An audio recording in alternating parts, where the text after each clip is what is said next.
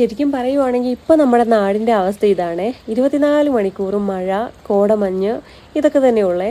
പിന്നെ പിള്ളേരുടെയൊക്കെ കാര്യം പറയുവാണെങ്കിൽ എല്ലാവർക്കും നല്ല സന്തോഷമായിരിക്കും. എല്ലാ സ്കൂളുകൾക്കും അവധിയാണല്ലോ.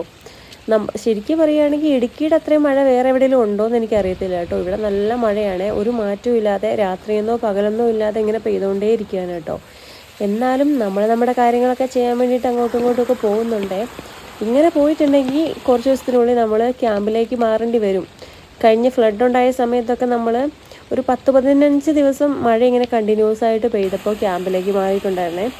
പക്ഷേ ക്യാമ്പ് ജീവിതം എന്ന് പറഞ്ഞാൽ ഒരു സഹിക്കാൻ പറ്റാത്തൊരു കാര്യം തന്നെയാണ് കേട്ടോ. പേഴ്സണലി പറയുവാണെങ്കിൽ നമ്മളെല്ലാവരും ബുദ്ധിമുട്ട് കാരണമാണ് മാറുന്നത്. പക്ഷേ ആ ഒരു ജീവിതം വലിയ ബുദ്ധിമുട്ടാണ്.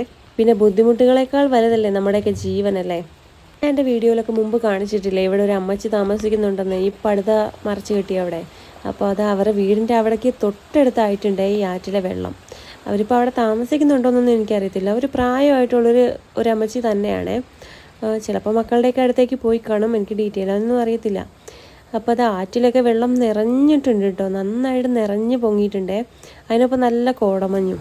ഇതൊക്കെ ഇങ്ങനെ കണ്ടുകൊണ്ട് നിൽക്കാൻ നല്ല രസമാണ് കേട്ടോ. പക്ഷേ അധിക നേരം ഒന്നും നിൽക്കാൻ പറ്റത്തില്ല, നല്ല തണുപ്പുമാണ് കേട്ടോ നമ്മുടെ ഇവിടെ. ഇപ്പോൾ രാത്രിയായാലും പകലായാലും വലിയ വ്യത്യാസമൊന്നുമില്ല കേട്ടോ, ഒരേ ക്ലൈമറ്റാണ്.